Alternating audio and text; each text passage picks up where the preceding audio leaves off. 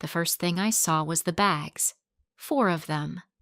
Black, industrial-grade trash bags, cinched at the top with their red plastic drawstrings, sitting on the porch like a grotesque offering. They were slumped against the brick, slick with a fine mist of Philadelphia drizzle that had just begun to fall. For a moment, my mind refused to process them. They were just objects, out of place, a chore someone had forgotten to finish. Then I recognized the shape beneath the plastic of the one on the left, the distinct outline of my favorite pair of boots. The air in my lungs turned to ice.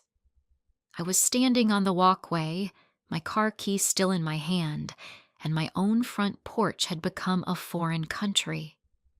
Through the living room window, I could see him. Terrence. He was pacing, phone pressed to his ear, his form a familiar silhouette against the warm lamplight of the life I thought was mine.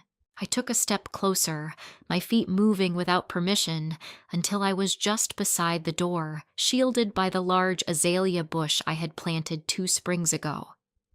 His voice was low, but the words carried on the damp air, sharp and clear. He wasn't talking to someone yet. He was rehearsing, practicing the lines, finding the right cadence of injury. And the words he was testing, the narrative he was carefully constructing before he even made the call, were the ones that would finally, irrevocably, end us. My name is Brielle. I am 32 years old, and for the last 7 of those years, I have been married to Terrence. As a social worker, I'm trained to understand systems. I know that families, like institutions, develop their own internal logic, their own bylaws, their own acceptable narratives that allow them to function, however imperfectly. We build stories to live inside of, frameworks that explain away the dissonant parts, the fractures in the foundation. For 7 years, I thought Terrence and I were building a story together. What I failed to understand, until the moment I stood in the rain listening to him practice my eulogy, was that I was not a partner in his system. I was its infrastructure. Unseen, unthanked, and he assumed utterly replaceable. The fight had been so ordinary, so unremarkable, it was almost insulting. It was about his family, as it so often was. His younger sister, Deanna, had called him in a panic over some manufactured drama with their cousin, and Terrence had immediately promised her $500 he knew we didn't have. When I pointed this out gently, with the budget app open on my phone as evidence, his face had clouded over. It's my family, Brielle. I know. They're my family too. But our car insurance is due on Friday. You always do this, he'd said, his voice rising. You always make it about money. It's about loyalty. It's about reality, Terrence. We can't just pull money out of thin air because Deanna decided to have a fight. The argument escalated from there, following its well-worn path. He accused me of not understanding the bond he had with his siblings. I countered that I was the one who spent 4 hours on the phone with his brother last month, talking him down from quitting his job. He said I was being difficult. I said I was being responsible. Finally, exhausted and seeing the familiar, stubborn set of his jaw, I grabbed my keys. I'm going for a drive, I said. I can't talk to you when you're like this. I didn't expect an apology when I returned an hour later. I didn't even expect a resolution. I expected a tense silence, a cold shoulder for the rest of the evening, followed by a grudging truce in the morning. I expected the familiar, draining cycle of our life. What I did not expect was to be evicted. And then I heard the words through the door. His voice, now laced with a practiced, sorrowful tremor. He must have finally made the call. He was speaking to his mother, Gloria. She quit, Mama.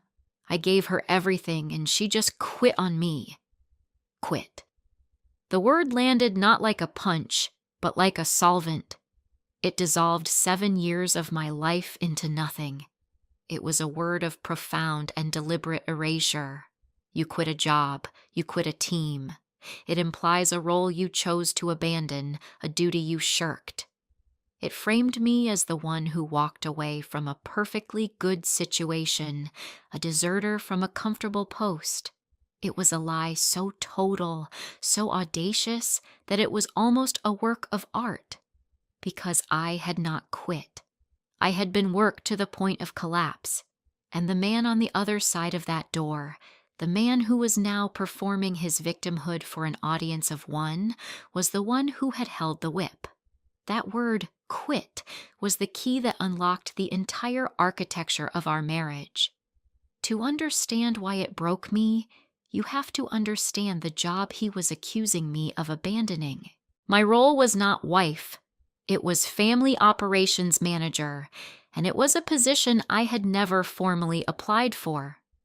Terrence came from a large, loud, and loving family that was also a chaotic vortex of competing needs and unresolved tensions. They were wonderful people, but they operated on a frequency of constant, low-grade crisis. When I first met them, I found their energy intoxicating. It felt like life, messy and vibrant. I, an only child raised by a quiet, organized mother, was drawn to the beautiful chaos. I didn't realize that chaos requires a manager. And since I was the one who knew how to make a color-coded spreadsheet, the job fell to me. It started small. His mother, Gloria, would call me instead of him to ask what he wanted for his birthday. "You just know him so well, honey," she'd say, and I'd glow with pride. It felt like acceptance, like I was being woven into the fabric of their family. Then it was mediating a fight between his 2 aunts over who would host Easter dinner. I drew up a rotating schedule, fair and logical, and presented it to them on a conference call. They loved it. Terrence kissed my forehead and said, "You're a lifesaver, Bea. I can't deal with all that drama." He said that a lot. I can't deal with that. It was his mantra, his get-out-of-jail-free card for any task that required emotional exertion or complex planning. And I, wanting to be the supportive partner, the capable woman, would nod and say, "Don't worry, I've got it." For 7 years, I had it. I had the holidays. Every Thanksgiving, every Christmas was at our house. Not because we had the biggest space, but because I was the only one willing to do the work. The work wasn't just cooking the turkey, it was the weeks of planning that came before. It was calling every single person to get their dietary restrictions and preferences, Aunt Carol's new gluten-free phase, Uncle Robert's aversion to onions, Deanna's vegan boyfriend, Mark. It was creating a master shopping list, hitting 3 different grocery stores to find everything.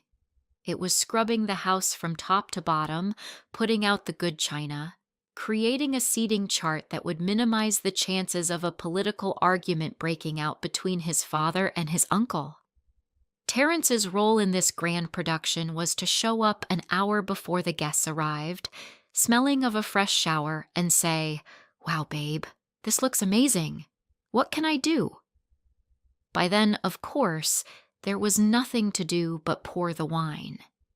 He would then stand at the head of the table, carving the turkey I had seasoned and basted for 8 hours, and accept the compliments on our beautiful holiday meal. Gloria would beam at him, at her son, the provider, the patriarch holding his family together. She would catch my eye and give me a little nod, a good job little helper acknowledgement, before turning back to praise him. He never corrected her. He never once said, "Actually, Brielle did everything. I just live here." I had his family reunions. Every 2 years, the entire extended family descended on a new city for a weekend. The year before the incident with the bags, it was Philadelphia's turn. The family elders nominated Terrence to be the lead organizer. What that really meant was that they nominated me. For 6 months, I was a professional event planner. I found and negotiated a block of hotel rooms. I designed and mailed out invitations. I set up a PayPal account to collect family dues and spent weeks chasing down people for their $35 contributions. I planned a full itinerary, a Friday night welcome mixer, a Saturday family picnic in Fairmount Park, and a Sunday morning prayer breakfast. Terrence's contribution was to occasionally look over my shoulder while I was hunched over my laptop and say, "Looks good. Just make sure you get a bounce house for the kids. My cousin Jermaine's kids love a bounce house." The reunion was a massive success. Everyone told Terrence what an incredible job he'd done, how he'd really stepped up. He'd just smiled, put his arm around my shoulder, and said, "We're a team." But we weren't a team. A team has players who all have positions. I was the entire coaching staff, the training facility, the team bus, and the halftime entertainment. He was the mascot. This dynamic was most insidious when it came to mediating his sibling disputes. His brother and sister Deanna and Kevin loved each other fiercely, but fought with the intensity of a wildfire. Their fights were always about perceived slights, about who their mother loved more, about old childhood wounds that had never healed. Terrence, as the oldest, was supposed to be the peacemaker, but he hated it. The emotional intensity overwhelmed him. So, he'd outsource it to me. "Deanna's on the phone crying," he'd say, holding the phone out to me with a pained expression. "I don't know what to say to her. You're better at this."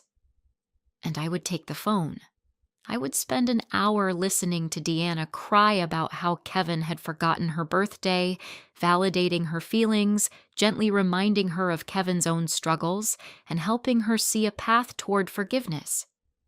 Then I would call Kevin, who would be angry and defensive, and I would spend another hour listening to his side, absorbing his frustration and nudging him toward an apology. I did this not once, not twice, but dozens of times. I was the unpaid on-call therapist for his family's emotional dysregulation. My reward was a peaceful weekend. Terrence's reward was that he got to maintain his status as the beloved, easygoing older brother, untainted by the messy work of actual relationships. He got to enjoy the peace I had brokered, and then he would say, with no irony whatsoever, "My family is so dramatic. I don't know how you do it." He didn't know because he never looked. He never saw the hours, the energy, the sheer force of will it took to keep his world running smoothly. He just enjoyed the product. He enjoyed the calm holidays, the fun reunions, the sibling harmony. He saw it all as a natural state of being, like the sun rising in the east. He never understood that it was a service I was providing, a system I was actively managing every single day. Gloria was the architect of this worldview. She was a woman from a generation that saw a wife's labor as an entitlement, not a gift. Her praise for me was always framed as an extension of Terrence's good judgment. "My son picked a good one," she'd say, patting my arm. "You take such good care of him." The implication was clear. My purpose was to care for him. My value was measured by his comfort. Over the years, I noticed Terrence began to adopt her phrasing. It was the echo pattern, a term I'd learned in a social work seminar. A person with a weak sense of self will borrow the opinions and language of a dominant personality to structure their own reality. Gloria's voice became the backing track to our marriage. After I planned a surprise 30th birthday party for him, a huge affair with all his friends and family, Gloria pulled me aside. "You have to be careful, Brielle," she'd said, her voice a conspiratorial whisper. "If you make things too easy for a man, he'll start to expect it. You have to let him feel like he's in charge." 2 weeks later, when I tried to discuss our long-term financial goals, Terrence waved me off. "Babe, I trust you with all that, but you have to let me feel like the man of the house sometimes." He was echoing his mother's script, using her words to frame my competence as a threat to his masculinity. Her favorite phrase, the one she deployed whenever one of her friends got divorced, was, "She just quit on him." She'd say it with a sad shake of her head. Kids these days, they don't know what commitment is. They hit one little bump and they just quit. She never asked about the details.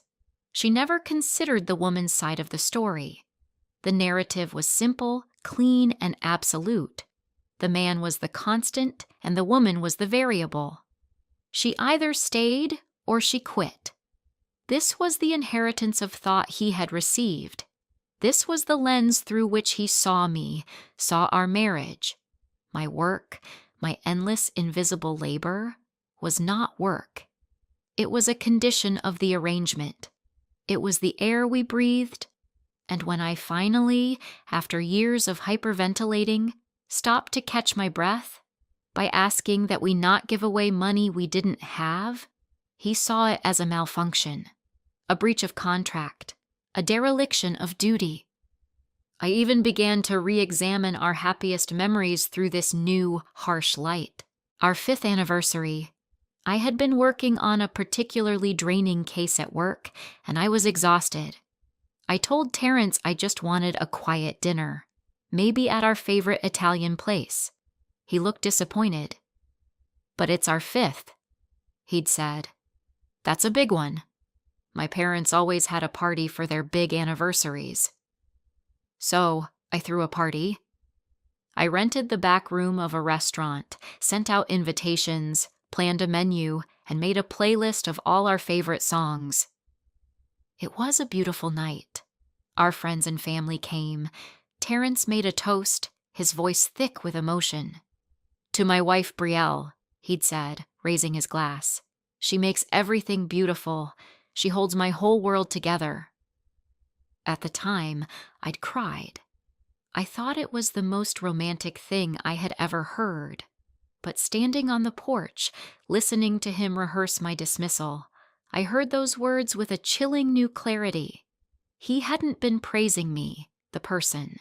He had been praising my function. He loved that I held his world together so that he didn't have to. He loved the beauty I created because it reflected well on him. It wasn't a partnership. It was a performance review. And I had been getting excellent marks right up until the moment I wasn't. I even had to admit my own complicity. I had let it happen. Every time I said, "I've got it," I was teaching him that he didn't have to. Every holiday I managed, every fight I mediated, I was reinforcing the idea that this was my job. I had accepted the role of infrastructure because I thought that was the price of admission. I thought that's what love was, seeing a need and filling it. I confused my capacity for endurance with a measure of my devotion. I had been so busy managing his life that I hadn't stopped to ask if I was happy in my own. I had tolerated the erosion of myself, one small landslide at a time, until all that was left was the function I performed. And now, that function had been terminated. All of this, 7 years of holidays, phone calls, reunions, and swallowed frustrations, flashed through my mind as I stood in the growing dark. The word wasn't just quit. The sentence was, I gave her everything and she just quit on me. I gave her everything. What had he given me? He had given me a house to clean. He had given me a family to manage. He had given me his moods to navigate, his ego to soothe, his chaos to organize. He hadn't given me a partnership. He had given me a full-time, unpaid, unacknowledged job. And he thought that was everything. The sheer, staggering blindness of his privilege, the depth of his inability to see me as anything other than a service provider, was what finally severed the last thread of hope. And then there was the final, most damning detail. He was rehearsing. This wasn't a spontaneous cry of pain to his mother. This was a calculated act of narrative warfare. He was workshopping the story, testing the words in his mouth to find the most effective combination. He was crafting the official history of our dissolution before I had even been informed we were dissolved. He wasn't mourning the loss of me. He was preparing the PR strategy for his own exoneration. He needed to be the victim. It was the central organizing principle of his personality. If he had done something wrong, like impulsively kicking his wife out of her home, the story had to be rewritten instantly to make him the one who had been wronged. I hadn't been kicked out.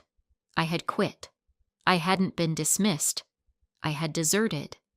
In my work, I often sat in case conferences where we'd review a client's file. We would read through the history, the assessments, the notes from previous workers, and sometimes you'd come across a detail that made everything else snap into focus, a single sentence that recontextualized the entire case. Listening to him on that porch was like that. It was the moment I realized I was reading the wrong file. The story he was telling wasn't about us. There was no us. There was only him and the cast of characters who served his story. I was one of those characters, and he had just written me out of the script. A strange calm settled over me. It was the stillness that comes after the storm has passed, when the air is washed clean and quiet. There was no anger, no screaming rage. There was only a profound and sudden clarity. The 1,000 small cuts I had endured over the years had finally amounted to a mortal wound. The problem was not the fight about the $500. The problem was the entire system we were living in, a system designed to keep him comfortable at my expense. And the only way to fix a broken system is to leave it. He had packed my clothes. He had put them on the porch. He was, in his own theatrical, manipulative way, telling me to go. The irony was, he didn't actually expect me to. This was a performance, a power play. He expected me to see the bags and collapse. He expected me to bang on the door, weeping, begging for forgiveness. He expected me to apologize for having the audacity to question him. He had set the stage for a grand, dramatic scene of my surrender. And in that moment of absolute clarity, I decided I would not be playing my assigned part. The preparation was silent and swift, happening entirely inside my own mind as I stood by the azalea bush.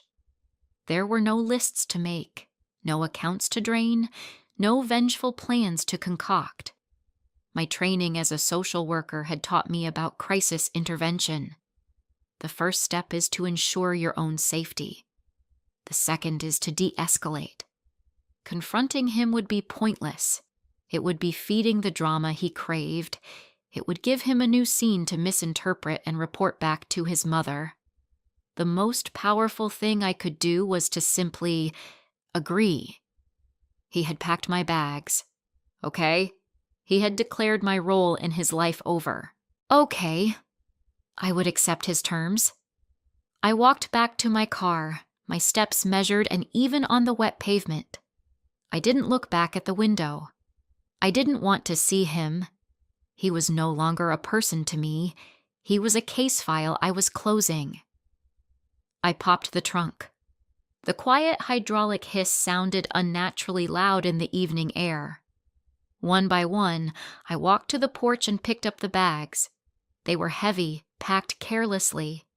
I could feel the sharp corner of a picture frame through one, the lump of a shoe in another. He had just swept things off shelves and out of drawers, a clumsy imitation of decisiveness.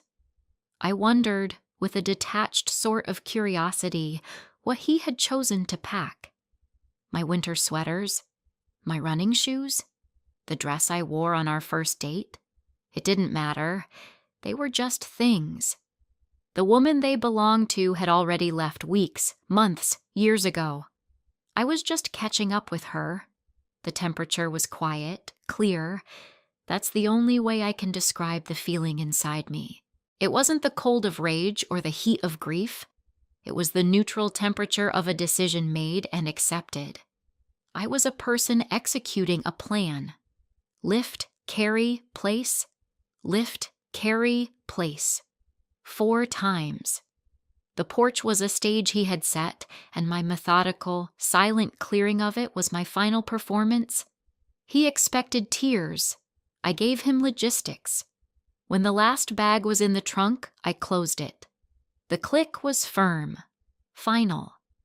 I stood for a moment and looked at the porch. It was empty. The space where the bags had been was just damp brick. The welcome mat I had bought, the one that said home, was still there. It was the only thing left. He had set a stage for a drama, and I refused to play my part. The porch was supposed to be where I cried, where I banged on the door, where I begged him to let me back into the life I had built.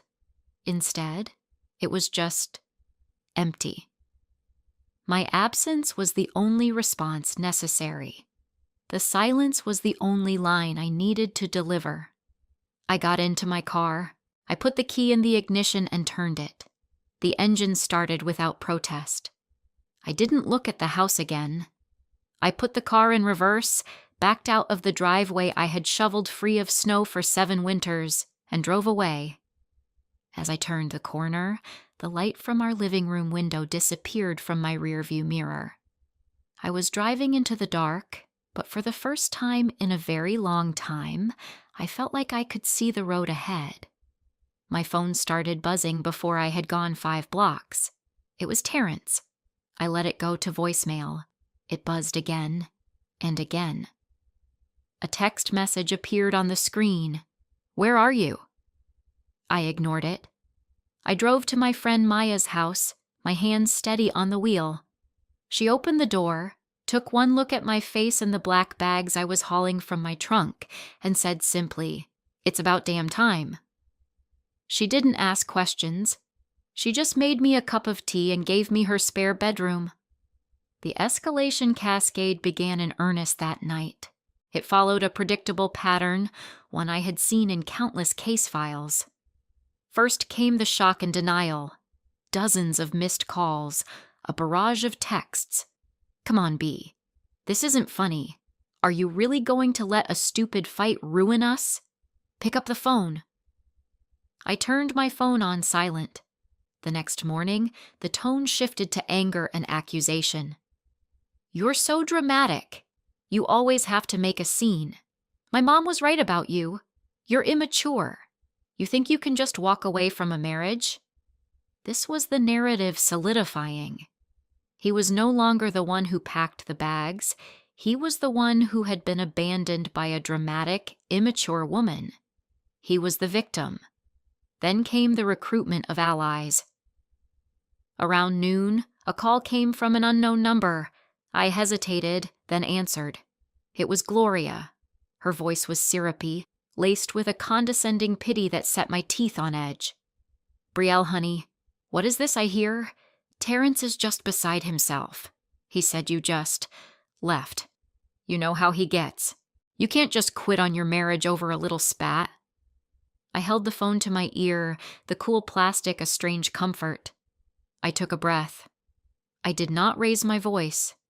I did not get emotional. I simply corrected the record. "Gloria," I said, my voice even. "I didn't quit. I was fired." He packed my bags and put them on the porch. There was a moment of stunned silence on the other end of the line. She had been prepared for tears, for excuses, for a fight. She was not prepared for a fact. Facts disrupt a narrative. She mumbled something about a misunderstanding and quickly got off the phone. The next stage was negotiation and false remorse. A day later, Terrence texted again. "Okay, I get it. I overreacted. I shouldn't have done the bag thing. Come home and we can talk about it." I looked at the message, this pathetic little olive branch offered from the branch of a poison tree. The time for talking was before he had curated the story of my departure. The time for remorse was before he had cast me as the villain in a play of his own writing. I texted back a single sentence. The time for talking was before you put my life on the porch.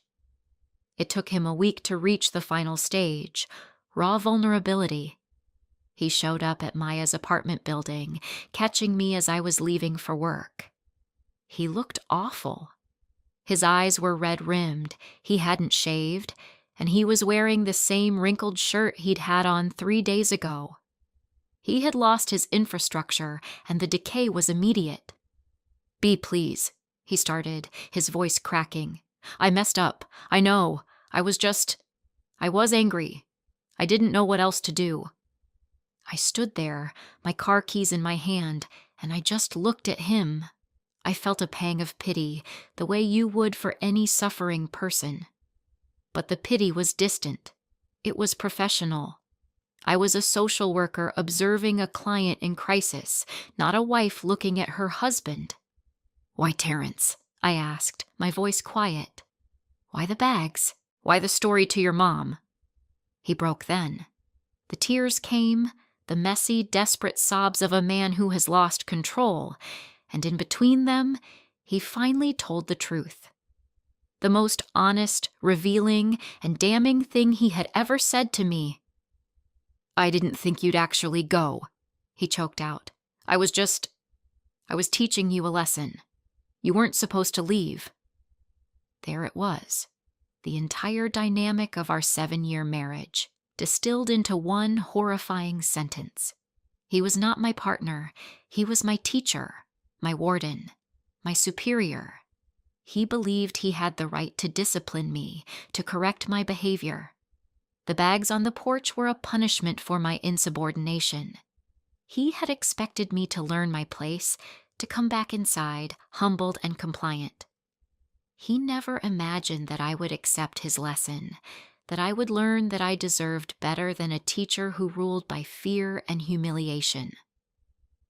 I looked at this man, this stranger who had slept beside me for 7 years, and I asked him one last question. It was a genuine question, a point of clarification. "And what lesson was I supposed to learn?" He stared at me, his mouth opening and closing. He had no answer, because the lesson was simply that he was in charge. There was no deeper meaning. There was no moral. There was only his desperate need for control and my refusal, finally, to submit to it. I didn't say another word. I just got in my car and drove to work. The first few months were a blur of logistics. I found a small apartment in a part of the city he'd always called too gritty. I loved it immediately. I signed the lease, and for the first time in my adult life, my name was the only one on the document. The feeling was terrifying and exhilarating. I slowly began to rebuild, but it wasn't a grand cinematic montage. It was small, quiet acts of self-reclamation. It was buying a bright yellow armchair that Terrence would have hated. It was painting my bedroom a deep, calming blue without having to consult anyone. It was eating cereal for dinner because I felt like it, and there was no one to judge me. It was the profound, deafening silence of my own space. A silence that at first felt like loneliness, but gradually transformed into peace. My work became my sanctuary. I threw myself into it, but with a new perspective. My own experience had cracked something open in me.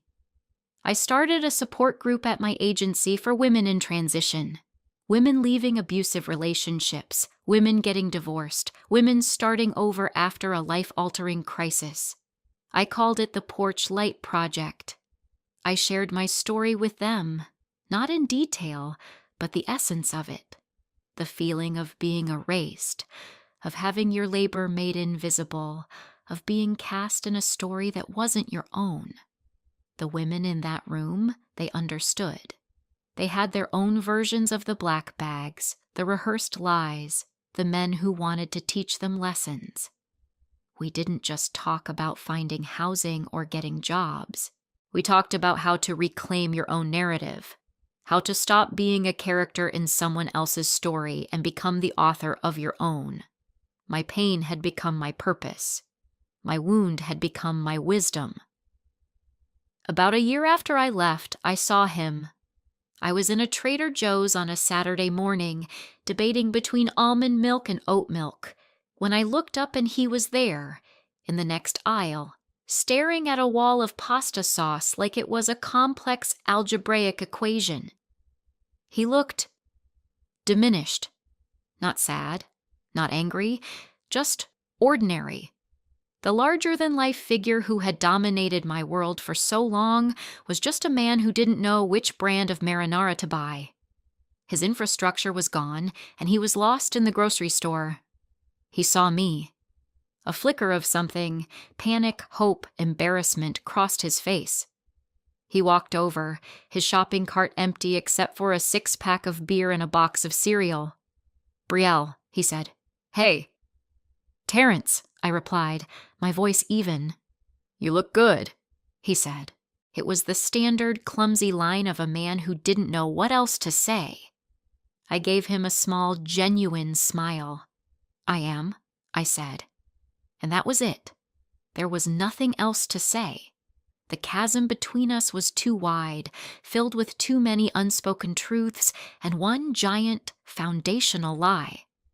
He nodded, mumbled something about getting out of my way, and pushed his sad little cart down the aisle. I watched him go, and I felt nothing. No anger, no bitterness, no longing. Just the quiet, peaceful hum of distance. He called it quitting. For a long time, that word haunted me. It sounded like failure, like an admission of weakness. But as I stood in the dairy aisle, holding a carton of oat milk that I had chosen for myself, I realized he was right, just not in the way he meant. I did quit. I quit pretending that his comfort was more important than my sanity. I quit being the silent co-signer on a version of my life I didn't recognize. I quit being the unpaid administrator of his happiness. I quit confusing my capacity for endurance with a definition of love. Quitting was not my failure, it was my graduation. In my work, there's a core principle we call client self-determination. It's the radical idea that people are the experts in their own lives, that they have the right to make their own choices, even if we, the helpers, disagree with them. It took me 7 years of managing someone else's life to finally realize that I was allowed to be my own client. The day I drove away from that empty porch wasn't an ending. It was an intake appointment for the rest of my life. A life where I was the expert, where I made the choices, where I determined the outcome. The only system I manage now is my own. If you enjoyed this story, please like, comment, and share this video with your friends. Subscribe and turn on the notification bell so you never miss a powerful story drop.